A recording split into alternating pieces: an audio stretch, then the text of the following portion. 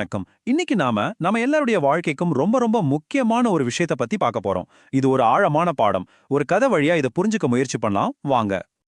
இந்த கேள்வியை நான் உங்ககிட்டயே கேக்குறேன். கொஞ்சம் யோசிச்சு பாருங்களேன். அப்படி என்ன தவறா இருக்கும்?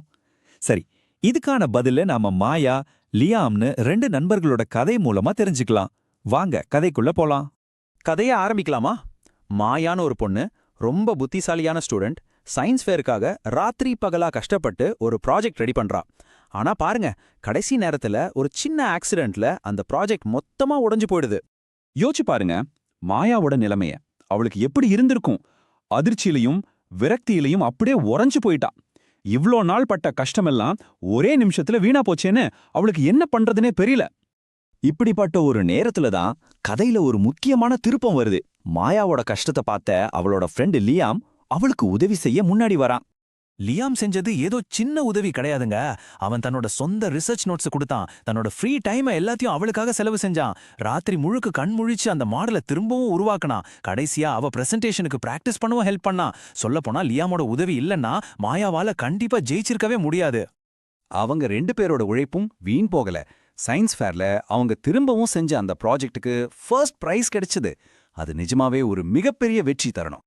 ஜெயிச்ச சந்தோஷத்துல மேடை ஏறின மாயா இப்படிதான் பேச ஆரம்பிச்சா. அந்த உற்சாகத்துல அந்த பெருமை எல்லாத்தையும் அவளே எடுத்துக்கிட்டா. தனக்கு உதவி செஞ்ச லியாம பத்தி ஒரு வார்த்தை கூட அவ சொல்லல. மாயா பேசின வார்த்தைகள் அங்க கூட்டத்துல நின்னுட்டு இருந்த லியாம் மனச ரொம்பவே பாதிச்சது.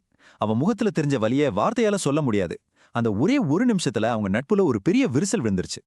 சரி, இப்போ இத பாருங்க. மாயாவுக்கு என்ன கிடைச்சது? ஒரு கோப்பை, ஒரு சர்டிபிகேட், அப்போதைக்கு கொஞ்சம் கைத்தட்டல்.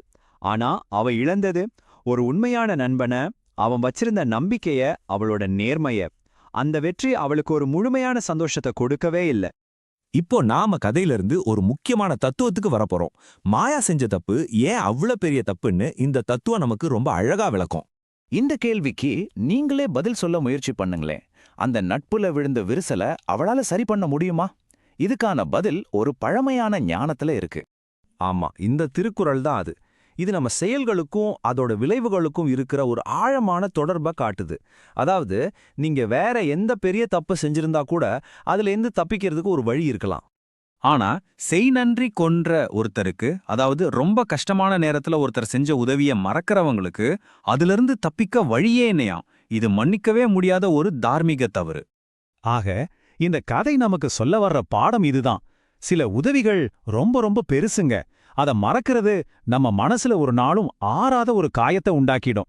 அதனால நன்றிங்கிறது வெறும் வார்த்தை இல்ல, அது நம்ம குணத்தோட ஒரு முக்கியமான அங்கம். நம்ம செயல்களோட விளைவுகளை நாம எப்பவும் ஞாபகத்துல வச்சுக்கணும்.